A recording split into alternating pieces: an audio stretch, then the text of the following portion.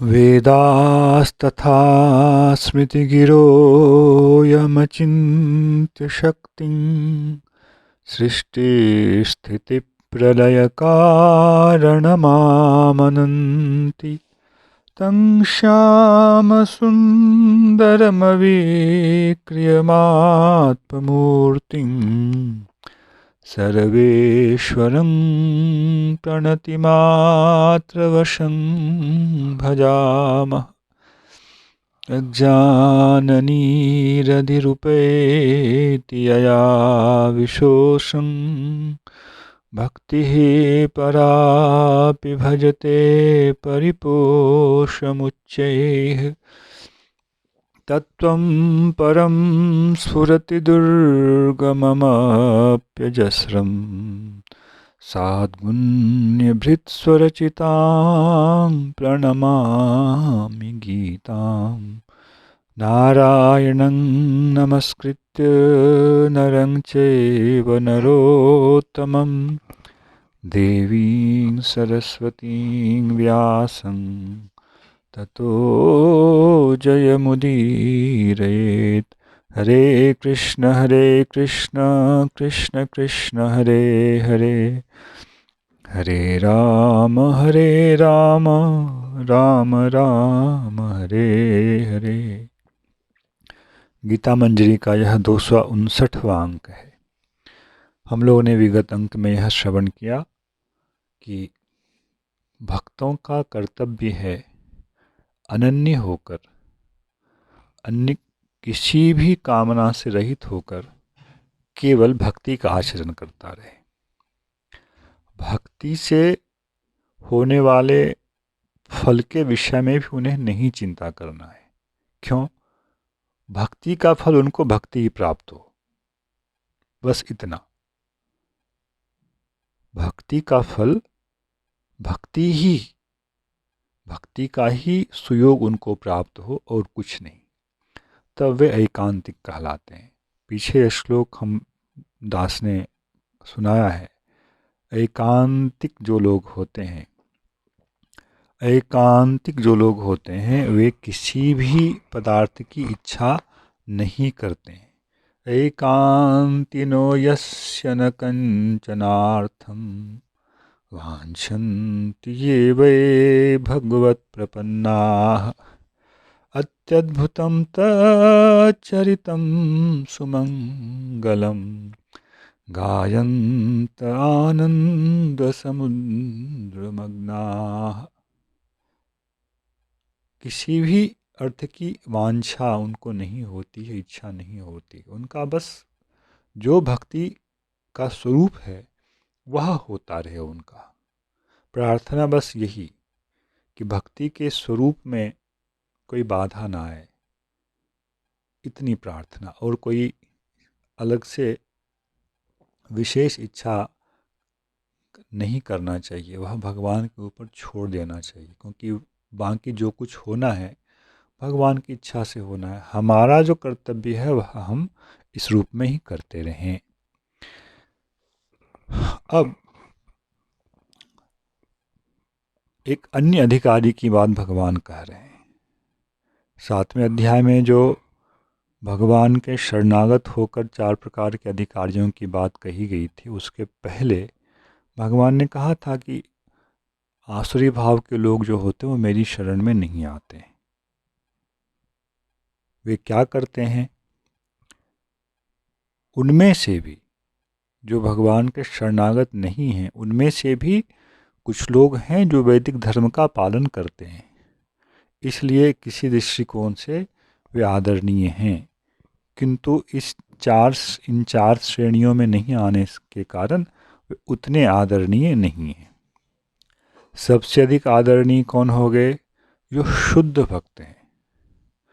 उसके बाद जो ज्ञान यज्ञ युक्त भक्त हैं, जिसको वहाँ ज्ञानी कहा गया है। उसके बाद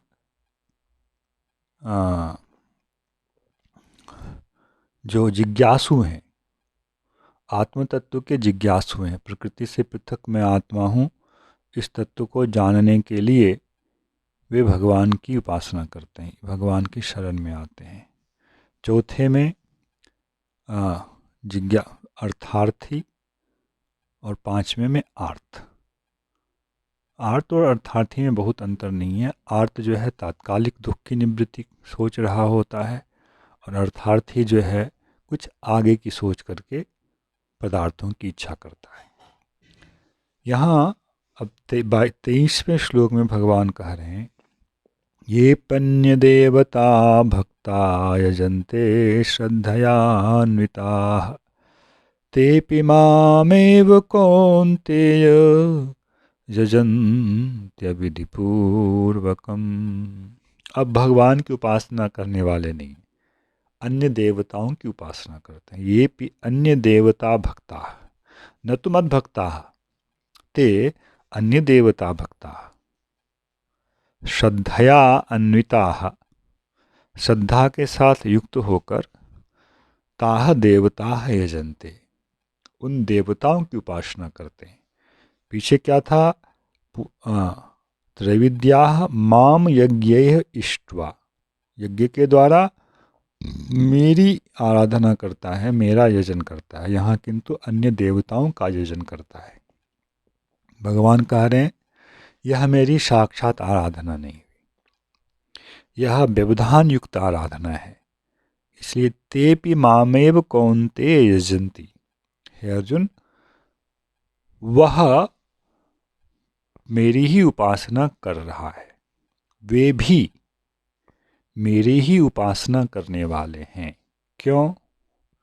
आगे पीछे भी भगवान ने कहा जो कुछ भी संसार में है वह क्या है? भगवान की ही शक्तियों का विलास है। जो देवता भी हैं वे भी भगवान के अंगस्थानीय हैं, ऐसी वैदिक मान्यता है। इसलिए मान लिया जाए, माने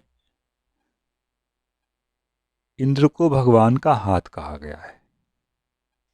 शास्त्रों में इंद्र को भगवान का हाथ कहा गया है। तो यदि कोई इंद्र की उपासना करता है तो किसकी उपासना कर रहा है? भगवान के हाथ की उपासना कर रहा है। वो यदि यह ना जान करके भी करे कि यह भगवान का हाथ है, तो भी भगवान की उपासना तो होगी। भगवान उसे ग्रहण तो करेंगे ही करेंगे। वह हाथ की उपासना कर रहा है, उसको यह पता नहीं कि यह हाथ किसका है। इस हाथ के पीछे भी किसी का हाथ है। इस हाथ में जो प्राण है वह किसी और का प्राण है, उसे इसका ज्ञान नहीं है। तथापि जो मूलभूत वस्तु है वह उसे अपनी उपासना के रूप में स्वीकार कर लेता है। इसलिए भगवान कह रहे हैं भले ही वे अन्य देवताओं की उपासना करें, उनकी बुद्धि यही कहती है कि मैं मूल तत्व की उपासना नहीं कर रहा, मैं किसी अन्य देवता की उपासना कर रहा हूँ। क्यों? मुझे यह फल चाहिए, मुझे वह फल चाहिए। शास्त्र में ऐसा कहा गया है जिसको सुंदर पति चाहिए वो पार्वती की उपासना करे, शिव जी की उपासना करे। जिसको विद्या चाहिए वो सरस्वती की उपासना करे। इस प्रकार से अनेक प्रकार की उपासनाओं का वर्णन हमारे शास्त्रों में है, और लोग उपासना करते हैं क्योंकि उनको वैसा फल चाहिए। तो भगवान कहते हैं अन्य देवताओं की उपासना भी मैं अपनी उपासना के रूप में ग्रहण करता हूँ, किंतु उनकी वैसी जो उपासना है वह विधिपूर्वक उपासना नहीं है। तेपि मामेव यजन्ति, वे मेरी ही उपासना कर रहे हैं, किंतु कथम यजन्ति? अविधिपूर्वकम यजन्ति। विधि क्या है यहाँ पर? विधि का अर्थ यहाँ क्रिया नहीं समझना चाहिए कि इसके बाद ये किया, इन वस्तुओं से किया। वो तो जो स्वरूप है वो उस यज्ञ क्रिया का समान ही है। यहाँ अविधि का मतलब है जो ज्ञानात्मक भाग है, मैं किसकी उपासना कर रहा हूँ, यह जो उसका एक भाव है वह जो है गलत है। उपासना अंत में भगवान जनार्दन के पास आएगी और भगवान अपनी उपासना उसे मान करके उसका फल भी देंगे, किंतु जो करता है, यज्ञ करता है, उसमें यह भाव नहीं है। क्या भाव नहीं है जो भगवान ने यहाँ कहा, अहम क्रतुरहम यज्ञः, यह क्रतु भगवान का स्वरूप है। यह क्रतु अर्थात स्रोत जो यज्ञ कर्म है, और यज्ञ मतलब स्मार्त यज्ञ कर्म जो है, यह भगवत स्वरूप है, इसकी क्रियाएं भगवत स्वरूपा हैं। इसमें देर इसमें आहुति में डालने वाले पदार्थ जो हैं वे भगवत स्वरूप हैं। इस प्रकार की भावना उनकी नहीं हो पाती है, इसलिए उनकी उपासना जो है अविधि पूर्वक है। विधि पूर्वक उपासना क्या है? जब वो इस प्रकार से करेगा जिसमें भावना यह होगी, अहम क्रतुरहम यज्ञ, भगवान ने जैसा कहा ऐसा नहीं है, तो फिर वह उपासना अविधि पूर्वक हो जाती है, क्योंकि उसके ज्ञान के अंश में बहुत अभी कमी है। तेपि मामेव कौन्तेय यजन्ति अविधि पूर्वकम्, अहम हि सर्वयज्ञानां भोक्ता च प्रभुरेव च, न तु मामभिजानन्ति तत्त्वेनातस्यवन्ति ते। भगवान यहाँ कह रहे हैं, तत्त्वेन माम न अभिजानन्ति ते, वे लोग तत्वतः मैं कैसा हूँ इस चीज़ को नहीं जानते हैं। यही उनका मुख्य दोष है। कहने पर भी नहीं जानते हैं, मतलब उसमें उनका विश्वास नहीं हो पाता है। इसलिए अतः ते च्यवन्ति, वे च्युत हो जाते हैं, पतित हो जाते हैं। तो तत्व क्या है जिसको वह नहीं जानता है, वे लोग नहीं जानते हैं। इसको पहली पंक्ति में भगवान ने बताया, अहम ही सर्वयज्ञानां भोक्ता च प्रभुरेव च, मैं ही सभी यज्ञों का भोक्ता हूँ, मैं ही सभी यज्ञों का स्वामी भी हूँ। और जो पीछे बातें कही गई हैं वे बातें भी इसमें जुड़ जानी चाहिए। अहम क्रतुरहम यज्ञः स्वधाम हम औषधम, ये सब भाव भी, क्योंकि यज्ञ से संबंधित जो ये तत्व है, यज्ञ नारायण स्वरूप है, यज्ञ की समिधाएँ नारायण स्वरूप हैं, यज्ञ में प्रयुक्त होने वाले हवि पदार्थ जो है नारायण स्वरूप हैं, कर्ता मैं नारायण स्वरूप हूँ। यहाँ स्वरूप का अर्थ लेना चाहिए, एक भगवान ही मुख्य करता है, मैं गौण करता हूँ इस रूप में, ये नहीं कि स्वरूपतः एक है। यहाँ हर स्वरूप को एक रूप के अर्थ में समझना चाहिए। क्यों? एकत्वेन पृथक्त्वेन का जब वहाँ भाव आया था तो स्वरूपतः पृथक कहा गया था, संबंधतः सत्तातः भले ही एकता है, किंतु वस्तु की जो अपनी विद्यमानता है उसमें वह पृथक है। तो जो करता है, यज्ञ करता है, वह जीवात्मा है, परमात्मा नहीं है। किंतु जब वह यज्ञ कर रहा होता है तो उसके अंदर यह भावना कि मैं अपनी सामर्थ्य से यह यज्ञ नहीं कर रहा हूँ। यज्ञ करने की जो शक्ति है जिससे शुद्धता से यज्ञ का संपादन हो, वह शक्ति भगवान की ही है। वह जो मंत्र है वह भी मेरा नहीं, वह तो भगवान की पराशक्ति ही है। मंत्र तो भगवान की पराशक्ति ही है। जो क्रिया है, क्रिया में वह शक्ति मेरी है नहीं, वह शक्ति भगवान की है। इस प्रकार से जब वह करता है तो अपने अंदर कर्तापन का अभिमान उसे वस्तुतः नहीं आता है, और कर्तापन का अभिमान नहीं होना ही कर्मयोग का एक प्रमुख स्तंभ है।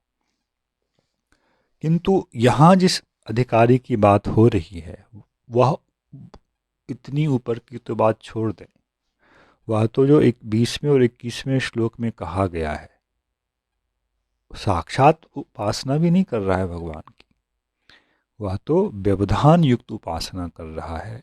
क्यों? वह समझ रहा है मैं यदि इंद्र की उपासना कर रहा हूँ तो इंद्र ही इस फल के देवता हैं, इंद्र ही इस यज्ञ के भोक्ता हैं, यह भाव उसके अंतर्गत आ जाता है, न कि भगवान विष्णु ही यह इस यज्ञ के भोक्ता हैं, वे ही इस यज्ञ के नियंता हैं। प्रभु का मतलब ये फल देने वाले, यज्ञ का नियमन करने वाले हैं, अर्थात वे अंततः अंत में उस यज्ञ का फल देने वाले हैं।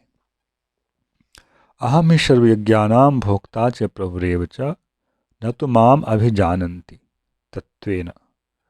इस प्रकार के तत्व के साथ, इस प्रकार के ज्ञान के साथ वह मुझे नहीं जानता है, अतः क्या फल उसको प्राप्त होता है? च्यवंती, इस संसार में ही वह च्युत होता है।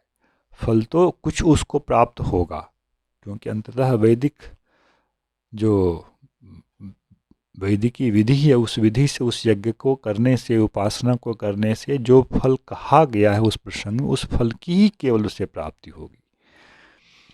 जो 20वें श्लोक के अधिकारी के विषय में कहा गया था, उसको स्वर्ग की तो प्राप्ति होगी अभी, किंतु कभी भगवत कृपा से उसे उस सत्संग की प्राप्ति होगी जब स्वर्ग की कामना का ही उसके हृदय से नाश हो जाएगा। वह भगवत कृपा से होगा, पर ऐसे लोगों के पक्ष में यह होना और कठिन हो जाता है। ये यदि निष्काम होकर के ही देवता की उपासना करें तो फिर एक संभावना यहाँ भी प्रबल होती है, पर वैसा यदि नहीं है तो इसलिए भगवान ने इनको बहुत ही अधम श्रेणी में रखा है। यान्ति देवव्रता देवान् पितॄन् यान्ति पितृव्रताः भूतानि यान्ति भूतेज्या यान्ति मद्याजिनोऽपि माम्। उपासना अनेक प्रकार की है, उसमें भगवान यहाँ जो अधम श्रेणी के उपासक हैं उनके फलों का वर्णन कर रहे हैं। जो ज्योतिष्टोम इत्यादि यज्ञों के द्वारा स्वर्गति की प्रार्थना करते हुए उपासना करते हैं भगवान को, उनको तो स्वर्ग की प्राप्ति होती है, किंतु जो ऐसा नहीं करके अन्य देवताओं की उपासना करते हैं उनको क्या फल प्राप्त होता है? तो भगवान कह रहे हैं देवव्रताः देवान् यान्ति। देवताओं का व्रत रखने वाले, उपासना करने वाले, एक निष्ठापूर्वक उपासना करने वाले देवताओं को प्राप्त करते हैं। पितॄन् यान्ति पितृव्रताः, और पितरों की एक निष्ठा से उपासना करने वाले वे पितरलोकों को प्राप्त होते हैं। पितृलोक देवलोक से नीचे है और भूलोक से ऊपर है, मध्य का जो अंतरिक्ष है वह पितृलोक कहलाता है। भूतानि यान्ति भूतेज्या, और देवताओं से भी अधम, देवताओं से नीचे पितरलोक, पितरों से भी जो अधम अनेक प्रकार की आसुरी शक्तियां हैं उसको यहाँ भूत कहा गया है, जिसे हम लोग भूत प्रेत कहते हैं।